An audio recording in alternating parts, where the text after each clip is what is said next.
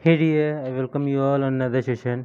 पिछले सेशन में हमने देखा था कि एक नेटवर्क में गेटवे का क्या रोल होता है और एक पैकेट को एक जगह से एक नेटवर्क से दूसरे नेटवर्क में इस नेटवर्क से दूसरे नेटवर्क में शेयर करने में उसका क्या रोल था। ठीक है, बेसिकली हमने यहाँ पे एक पैकेट ये था और कहाँ गया,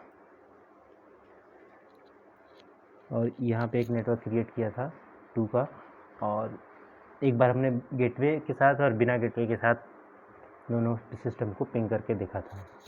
ठीक है, इस सेशन में हम एक और डिवाइस के को देखते हैं जो कि है आज के दिन में यूज़ नहीं हो रही है, और वो क्या है, जो कि हमारे क्या नाम है कि नेटवर्क को बढ़ाने में बढ़ाने में यूज़ होती है। जैसे कि अगर जो हमें 2 या 2 से ज़्यादा पीसीस के बीच में कम्युनिकेट करना हो तो उसके लिए हम यूज़ करते हैं हब को। ये हमारा हब है।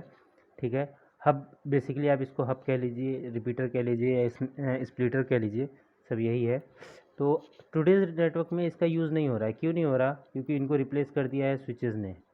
ठीक है, ऐसा क्या था स्विचेज़ ने जो कि इसमें रिप्लेस कर दिया? और बेसिकली ये डिवाइसेस हैं जो हमारे नेटवर्क में एक सिस्टम को दूसरे सिस्टम से कनेक्ट करने में यूज़ करती हैं। ठीक है, ये हमारा हब है, स्विच है, ये मल्टी लेयर स्विच है और ये ब्रिज है। क्या अंतर है इन दोनों में? एक एक करके इनको डिस्कस कर लेते हैं अभी। तो हब से अगर जो मैं क्या करता हूँ, यहाँ पे कुछ पीसीस को कनेक्ट कर लेते हैं। ठीक है, और जल्दी से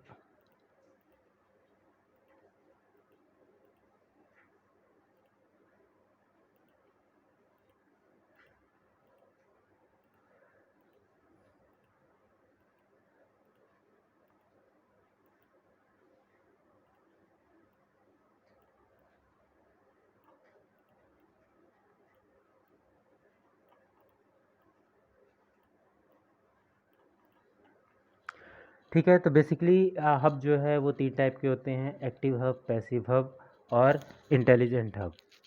एक्टिव हब क्या करता है हमारा कि अगर जो कहीं से कोई सिग्नल आता है तो उसमें किसी भी तरीके का कोई भी चेंजेस नहीं करता, और वो एक जगह से आने वाले पैकेट को दूसरी जगह पे नहीं, एक्चुअली हब जो है एक पोर्ट पे जो भी मैसेज रिसीव करता है उस पोर्ट को छोड़ के जितने भी पोर्ट होते हैं उन सारे पोर्ट्स पे सेम मैसेज को रेप्लिकेट कर देता है। ठीक है, सारे पोर्ट्स पे से सेंड कर देता है। तो क्या नाम है कि, एक मिनट, तो इसमें ये क्या करता है, सेंड कर दिया तो उसमें किसी भी तरीके का एम्पलीफिकेशन वगैरह ऐड नहीं करता है, तो जो सिग्नल वीक हो जाते हैं वो ड्रॉप हो जाते हैं और हमारा कम्युनिकेशन डिस्टर्ब हो जाता है। ठीक है, पैसिव एक्टिव हब क्या होते हैं कि वो एक पैकेट जिसको रिसीव करता है उसको थोड़ा सा एम्पलीफाई करके और आगे फिर सेंड करता है, तो जिससे हमारे मीडियम की लेंथ है, मीडिया की लेंथ मतलब ईथरनेट पोर्ट जो है मीडिया है। बेसिकली मीडिया हमारे हो सकते हैं कॉपर, ऑप्टिकल फाइबर हो सकती है, कॉपर केबल हो सकती है, या कोएक्सियल केबल हो सकती है। तो अगर जो उसको स्ट्रॉन्ग सिग्नल मिलेगा तो वो ज़्यादा डिस्टेंस तक भेज पाएगा। ठीक है, तो एक्टिव हब क्या करता है हमारा, उसको एम्पलीफाई कर देता है सिग्नल को, जिसमें डेटा पैकेट होता है उन पैकेट्स को एम्पलीफाई कर देता है और अगले पोर्ट पे सेंड कर देता है।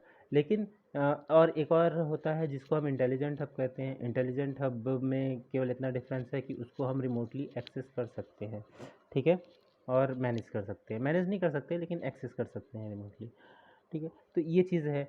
लेकिन इसमें बेसिक दिक्कत क्या है कि अगर जो हमारा कोई पैकेट है एक पोर्ट से दूसरे पोर्ट पे जाता है, एक पीसी है, जैसे मान लो ये पीसी है, इस पीसी को कनेक्ट करना चाहता है, कम्युनिकेट करना चाहता है, तो जब भी पोर्ट के पास हमारा हब के पास ये रिक्वेस्ट भेजेगा तो ये क्या करेगा, हर बार हब एक ही सिग्नल मैसेज को बार बार सारे पोर्ट सारे पीसीज को सेंड कर देगा।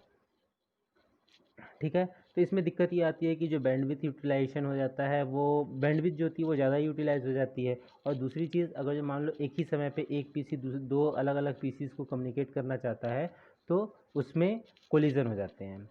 ठीक है, तो इस चीज़ को समझने के लिए मैं सबसे पहले एक सारे सिस्टम पे एक आईपी दे देता हूँ और फिर देखते हैं कि किस तरीके से रिस्पॉन्स करता है।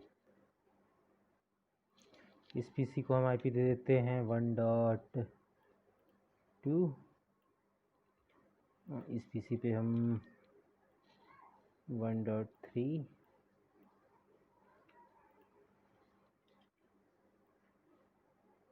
1.4 1.5 और 1.6, ठीक है। तो इन पीसीज को हमने ये आईपी दी है। अब हम क्या करते हैं कि इस पीसी से इस पीसी को कम्युनिकेट करने की कोशिश करते हैं, ठीक है। इसको मैं सिमुलेशन मोड में डाल दे रहा हूँ ताकि पैकेट फ्लो हमें नज़र आए कि कैसे पैकेट फ्लो हो रहा है। तो यहाँ से आ गए हम। इस समय जो मेरा पीसी है, देखो मैं इस पर R51 ये, ठीक है। इस समय आर्प की कोई एंट्री नहीं है। आर्प प्रोटोकॉल बेसिकली क्या करता है कि अपने नेटवर्क में किसी भी दूसरे डिवाइस को से कम्युनिकेट करने के लिए सबसे पहले आर पैकेट जनरेट करता है। और आर पैकेट में होता क्या है कि उसके पास खुद की तो आईपी एड्रेस होती है और नेटवर्क में हर सिस्टम के को एक एक आईपी दी जाती है। और आर्प क्या करता है, उस आईपी की हेल्प से उस दूसरी जो डिवाइस है उसका मैक एड्रेस खोजने की कोशिश करता है कि सामने वाली डिवाइस का मैक एड्रेस क्या है। अगर जो मैक एड्रेस उसको मिल जाता है तब तो दोनों के बीच में कम्युनिकेशन होता है, वरना नहीं होता है, ठीक है। तो सबसे पहले हम यहाँ पे देखो एक पिंग मैसेज जनरेट करके देखते हैं। सॉरी, पिंग 192.168.1.1 1.1 हमारा इस पैकेट इस सिस्टम की आईपी है। जैसे ही क्लिक करेंगे तो अब देखो यहाँ पे क्या होगा। यहाँ पे दो पैकेट जनरेट हुए हैं। एक तो क्या नाम है कि आईसीएमपी पैकेट है, दूसरा आर पैकेट है। आर पैकेट इसलिए जनरेट हुआ है क्योंकि इसके पास दूसरे डिवाइस का मैक एड्रेस है नहीं, ठीक है।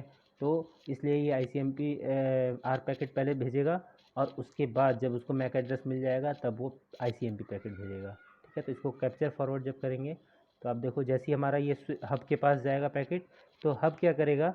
अभी देखो इस पैकेट में क्या इन्फॉर्मेशन है। इस पैकेट में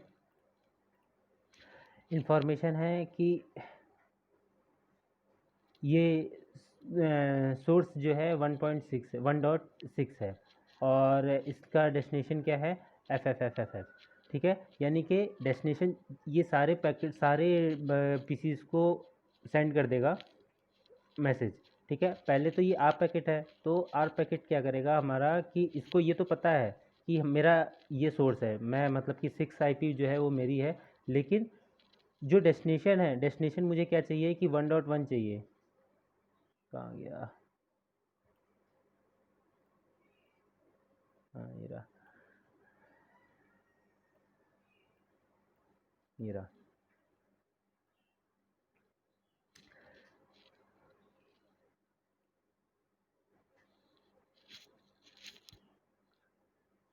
टारगेट हमारी आईपी क्या है 1.1 की और सोर्स आईपी क्या है 1.6 की। यहाँ से हम पैकेट को भेज रहे हैं 1.6 इसके लिए। लेकिन ये किस पोर्ट पे जा रहा है, किस एड्रेस को पे फॉरवर्ड करेगा, F F F F F F मतलब मीन्स फॉरवर्ड करेगा सारे पोर्ट्स पे। कोई भी पीसी जो होगा वो इसको रिसीव कर सकता है। लेकिन सारे पीसी इस पैकेट को ड्रॉप कर देंगे, जिसके पास 1 आईपी होगा वही उसको एक्सेप्ट करेगा और उसका रिप्लाई देगा। देखो कैसे करके कि यहाँ से ये हमारा स्विच हब के पास गया पैकेट, और जब ये आगे जाएगा तो इसने हब ने क्या किया, सारे पोर्ट्स पे भेज दिया, ठीक है, पैकेट को। अब यहाँ पे क्या हो रहा है कि सारे पीसी इस पैकेट को अपने आईपी एड्रेस के साथ मैच करेंगे कि मेरे पास ये आईपी है कि नहीं है। तो ये सब ने मना कर दिया कि मेरे पास नहीं है। लेकिन जो जिस पीसी पे हमने 1.1 आईपी कॉन्फ़िगर कर रखी थी, अब ये पैकेट इसको रिप्लाई करेगा, ठीक है। ये हब के पास आया, लेकिन हब के साथ प्रॉब्लम क्या है कि उसको जो भी मैसेज मिलेगा वो अपने जिस पोर्ट पे मैसेज आया उस पोर्ट को छोड़ के बाकी सारे पोर्ट्स पे मैसेज को रेप्लिकेट कर देगा।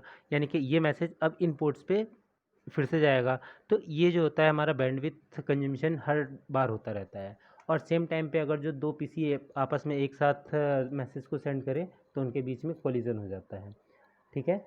ये कंटेंशन बेस्ड टेक्नोलॉजी यूज़ करते हैं जिससे कि कोई भी पीसी कभी भी मैसेज को सेंड या रिसीव कर सकता है।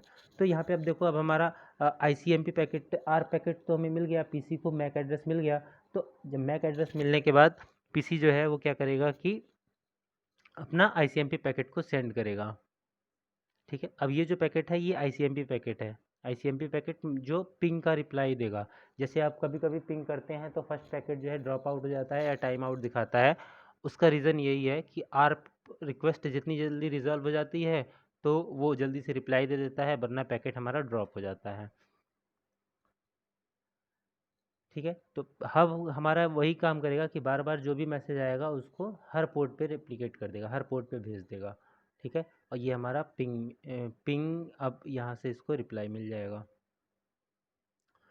ठीक है, तो ये होता है किसी भी पैकेट को पिंग करते समय। ठीक है, और हब इस तरीके से हमारे नेटवर्क में रिस्पॉन्स करता है, जिसकी वजह से बैंडविड्थ की यूटिलाइजेशन भी ज़्यादा हो जाती है। अच्छा, ये तो एक एक बात थी। दूसरी बात, अगर जो हम क्या करें कि दो सिस्टम हैं, ठीक है, जैसे एक सिस्टम ये है, इसकी आईपी 1.1 है, एक सिस्टम ये है, इसकी आईपी 1.2 है। तो मैं क्या करता हूँ ना कि दो सिस्टम में एक साथ पिंग रिक्वेस्ट भेजते हैं, सिमुलेशन मोड में आ जाते हैं और यहाँ से पिंग 192.168.1.3 को यहाँ से भी पिंग कर देते हैं और पिंग 192.168.1.3 को यहाँ से भी पिंग कर देते हैं। मान लेते हैं कि दो पैकेट जो है एक साथ हमारे पिंग करना चाह रहे हैं। ठीक है, तो अब क्या होगा, पैकेट हमारा हब के पास जाएगा, दोनों पैकेट एक साथ पहुँच गए। ठीक है, और वो क्या हुआ कि क्या नाम है कि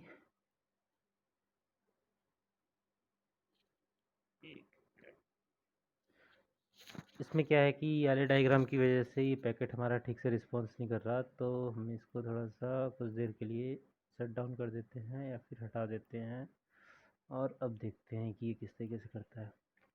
ठीक है, हम यहाँ पे सिमुलेशन मोड में हैं और दो पीसीस को आपस में कम्युनिकेट करा रहे हैं।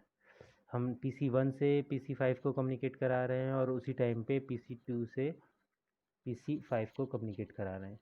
ठीक है, तो जब सेम टाइम पे दो पैकेट एक साथ अराइज करेंगे तो पैकेट क्या हो जाएंगे, आपस में कोलाइड कर जाएंगे और कोलाइड करने की वजह से उसकी इन्फॉर्मेशन जो होगी वो क्या हो जाएगी, ड्रॉप हो जाएगी।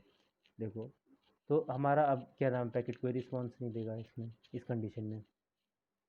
ठीक है, तो ये प्रॉब्लम होती है हमारी हब के साथ में कि एक समय पे एक ही सिस्टम हमारा क्या है कि दूसरे सिस्टम को साथ पिंग करेगा। ठीक है, तो अब इसके लिए दूसरी टेक्नोलॉजी जो यूज़ होती है वो CSMA होती है, CSMA CD टेक्नोलॉजी यूज़ होती है। CSMA CD में क्या होता है कि एक सिस्टम तब तक का रिस्पॉन्स करता है जब तक कि दूसरा सिस्टम किसी पैकेट को भेज रहा है। जब वो अपने मीडिया को सेंस करेगा कि मीडिया हमारा खाली है, उसके बाद ही वो किसी पैकेट को नेटवर्क में भेजेगा। ठीक है, तो ये प्रॉब्लम जो थी वो हब के साथ थी। दूसरी चीज़ जो है, हम स्विच को एक बार देख लेते हैं कि स्विच किस तरीके से रिस्पॉन्स करता है। मैं एक बार कनेक्शन बना लेता हूँ फिर आता हूँ।